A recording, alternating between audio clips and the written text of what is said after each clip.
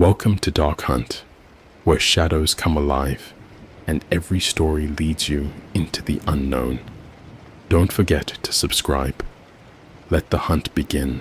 The haunted mansion, Blackwood Manor, had stood in eerie isolation for centuries, perched on the edge of a craggy cliff overlooking the sea. To the townsfolk of Ravencroft, it was a place best avoided, a monument to tragedy and the supernatural. But to Helena Grayson, a writer desperate for inspiration, the invitation to stay there was a dream come true. The letter had arrived mysteriously, unsigned, but welcoming her to stay for as long as she liked. Intrigued, Helena accepted without hesitation, eager to escape the city and her writer's block. She packed her typewriter, notebooks, and a few essentials, ignoring the warnings of her friend Maggie. You don't just stay at Blackwood. Maggie had said, her voice hushed.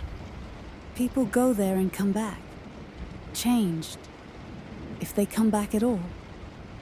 Helena brushed it off with a laugh. It's just a house, Maggie, and it'll make for a great story.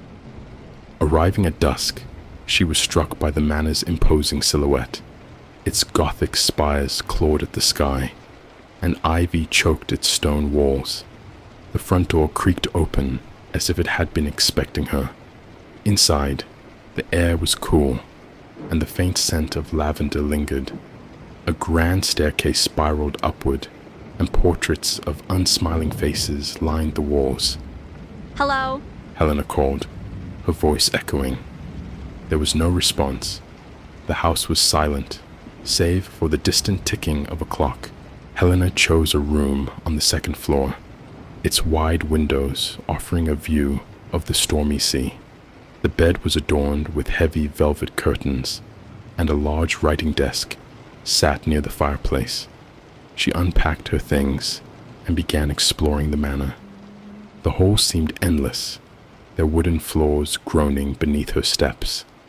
Doors opened to lavish yet neglected rooms, filled with antique furniture and dust-covered chandeliers. One room contained a grand piano, its keys yellowed with age. Another held shelves of books, their spines cracked and titles faded. It wasn't until she entered the library that she felt it, the distinct sensation of being watched. The hairs on her neck stood on end, and she spun around, finding nothing but shadows. Shaking her head, she dismissed it as nerves. As the night deepened, the house seemed to come alive. Helena heard faint whispers that grew louder when she approached certain walls. She pressed her ear against one and gasped. It was as if voices were trapped inside, speaking in hushed, urgent tones. Though the words were unintelligible, the emotion was clear: fear. The next morning, Helena decided to investigate the source of the whispers. Armed with a notebook and flashlight, she wandered the house, tracing the strange sounds. They seemed to emanate from a specific wing of the manor, where the air felt heavier and colder. At the end of the corridor, she found a door that was padlocked. The wood was scarred with deep gouges, as if someone or something had tried to claw its way out. A shiver ran down her spine, but she was determined to uncover the truth. Searching the house, she eventually found a key hidden in an ornate box within the library. Returning to the locked door, she hesitated only briefly before unlocking it. The room beyond was suffused with an unnatural chill. Dust motes floated in the dim light from a single window. At the center of the room was a circle of blackened candles, their wax hardened into grotesque shapes. Strange symbols were etched into the floor, their lines sharp and deliberate. Helena felt a pull toward the circle, but before she could step closer, the door slammed shut behind her. The sound of the door slamming jolted Helena from her trance. She spun around, fumbling with the handle, but it wouldn't budge. Panic set in as the temperature dropped further, her breath visible in the frigid air. Then she saw it. A figure emerged from the shadows, its form translucent and flickering like a candle flame. It was a woman, her face gaunt and eyes hollow. She wore a tattered gown, and her movements were slow, almost mechanical.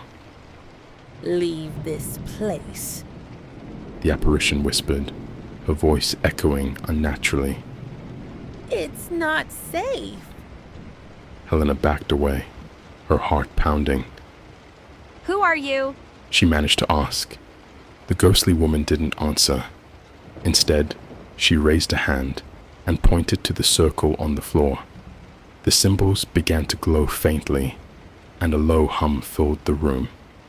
Before Helena could react, the figure vanished, and the door creaked open on its own. Shaken but resolute, Helena spent the next day poring over the library's collection. Among the crumbling tomes, she found a journal belonging to Jonathan Blackwood, the manor's original owner. The entries painted a picture of obsession and madness. Jonathan had been a scholar of the occult, drawn to the idea of communicating with the dead. He wrote of rituals and summoning circles, of promises made to shadowy entities. His final entry was chilling. The pact is sealed. The house will guard its secrets, and I shall remain its keeper. Those who enter must pay the price.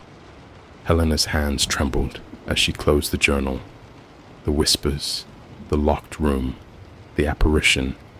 It all made sense now. The manor was a prison, and its spirits were trapped by Jonathan's dark rituals. That night, the house turned hostile. Doors slammed on their own, furniture shifted, and the whispers grew louder, more insistent.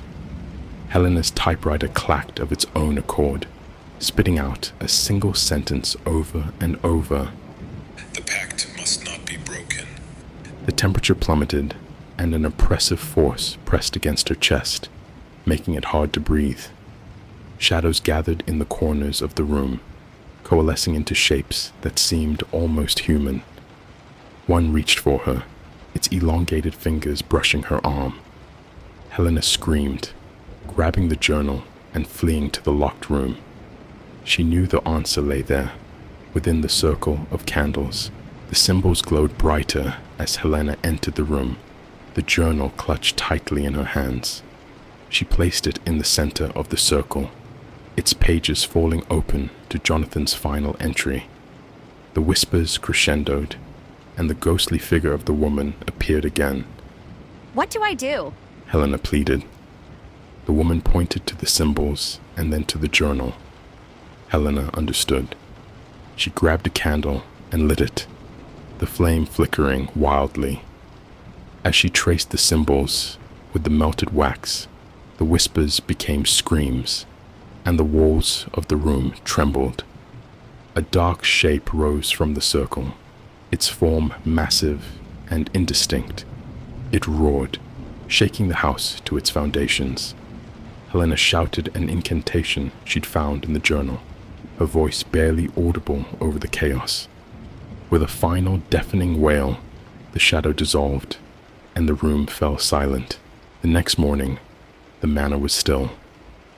The oppressive energy had lifted, and the whispers were gone. Helena packed her things, eager to leave. As she stepped outside, the sun broke through the clouds for the first time since her arrival. She returned to Ravencroft.